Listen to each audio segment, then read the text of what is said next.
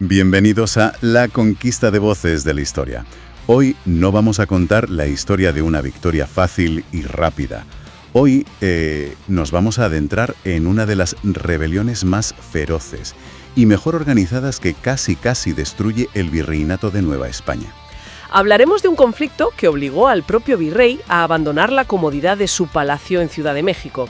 Tuvo que liderar personalmente al ejército más grande que se había visto hasta entonces en el Nuevo Mundo.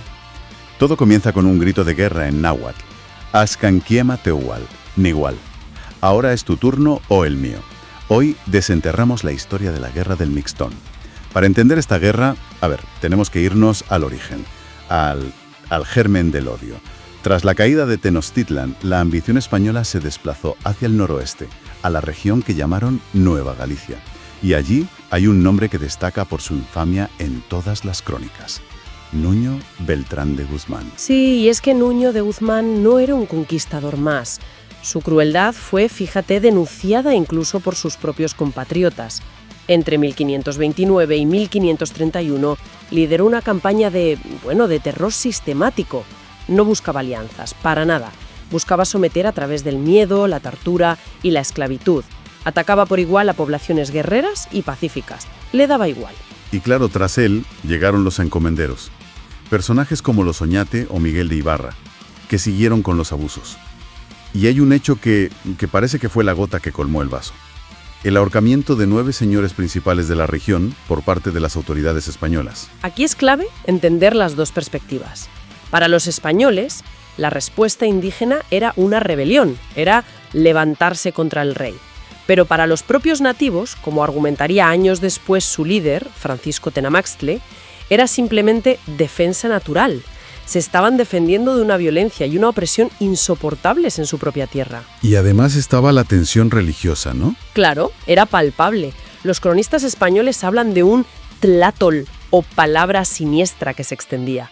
Era un movimiento que rechazaba el cristianismo de plano y llamaba a la insurrección. Y de esa resistencia, de ese caldo de cultivo, surge una figura fascinante, Francisco Tenamaxtle. No era solo un guerrero formidable, sino también un líder diplomático y sobre todo un estratega brillante. Exacto. Tenamaxtle comprendió algo fundamental. No podía enfrentar a los españoles en campo abierto.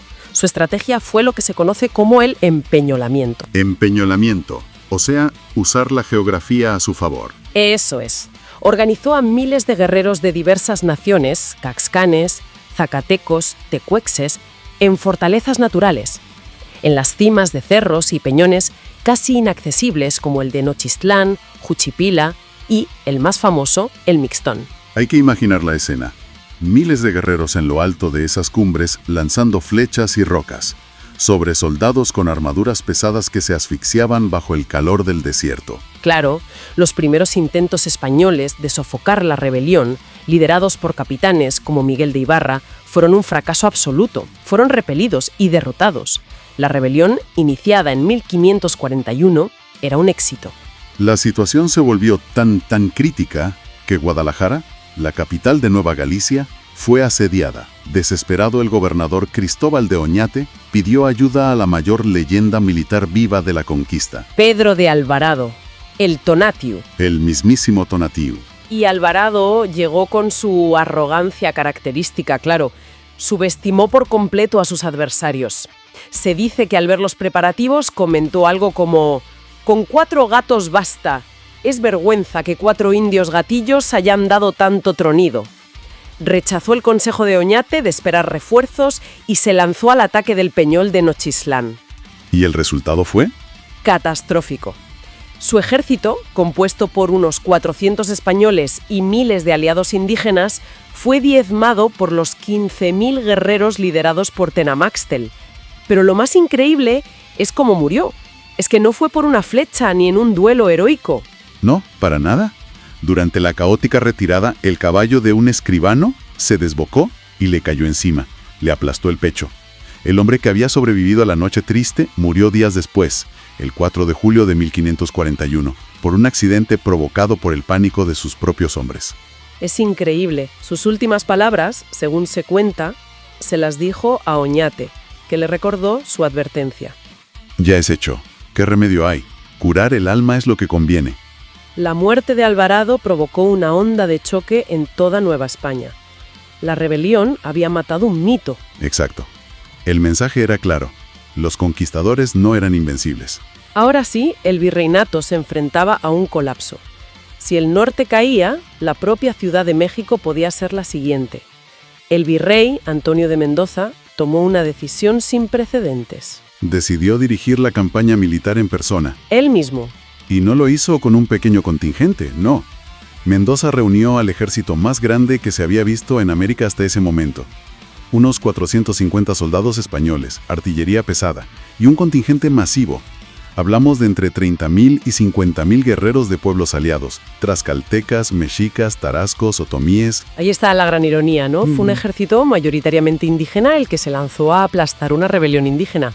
Es que rompe por completo esa imagen simplista de españoles contra nativos. Eran viejas rencillas, alianzas políticas, pragmatismo puro.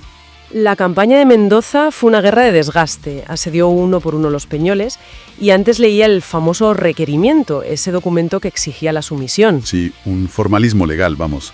La respuesta de los sitiados fue brillante. ¿Qué paz querían? Pues ellos estaban quietos en su tierra. ¿Que a qué venían a ella? Que se fuesen. Lógica aplastante. Pero al final la superioridad numérica y de artillería se impuso. Sí. La victoria final española en 1542 no se debió solo a eso. El hambre, la sed, tras largos asedios y, en momentos clave, la traición, fueron decisivos. Hay crónicas que mencionan cómo algunos grupos, como los tioúles, mostraron a los españoles caminos secretos para acceder a las fortalezas. Y la represión tras la victoria, imagino, fue brutal. Brutal. Ejecuciones masivas para que sirviera de ejemplo. La guerra en los Peñoles había terminado, pero la lucha de Tenamaxtle no. Continuó con una guerra de guerrillas durante casi una década. Finalmente fue capturado y deportado a España, y allí en Valladolid comenzó su batalla más importante. Lejos de las espadas, luchó con las palabras y el derecho. Se reunió con Fray Bartolomé de las Casas y llevó su caso ante el Consejo de Indias. Sus alegatos son, de verdad, un documento extraordinario. En ellos, Tenamaxtle argumenta con base en el derecho natural, su obligación de defender a su gente y su tierra. Exacto. Hay una frase suya que lo resume todo, donde explica cómo las vejaciones de Nuño de Guzmán y los encomenderos le obligaron a huir a los montes para salvar la vida. Este huir y esta natural defensa, muy poderosos señores, llaman y han llamado siempre los españoles, usando mal de la propiedad de los vocablos en todas las Indias contra el rey levantarse. Esa frase es demoledora. Les está diciendo a los jueces, ustedes lo llaman rebelión, pero se equivocan de palabra. La palabra correcta es defensa. Estaba deconstruyendo el lenguaje del conquistador en su propia cara. ¿Y se sabe cuál fue el veredicto final? Pues no, nunca se supo. Su rastro se pierde en los archivos después de 1556. Pero su voz quedó grabada. Forzó a la corona española a confrontar las atrocidades cometidas en su nombre. Entonces, la guerra del Mixtón nos enseña que la conquista no fue un paseo militar. Fue un proceso lleno de resistencia, de una violencia extrema y de personajes complejos como Tenamaxtle, que pasó de ser un líder militar a un defensor de los derechos humanos casi. Totalmente. Y esta guerra no solo frenó la expansión española durante años, sino que dio inicio a un conflicto aún más largo, la Guerra Chichimeca. Tenamaxtle perdió la guerra, pero su lucha legal en España planteó una pregunta fundamental que sigue resonando hoy. ¿Cuándo una rebelión es un acto de traición y cuándo es un acto de legítima defensa? Su caso demuestra que, incluso en la derrota, la batalla por la justicia puede continuar. Y esto nos hace pensar, ¿cuántas otras voces y argumentos como el suyo se han perdido para siempre en la historia? Pregunta en los comentarios. ¿Se conocía la increíble figura de Francisco Tenamaxtle? Descubre lo que no te contaron del encuentro de dos mundos.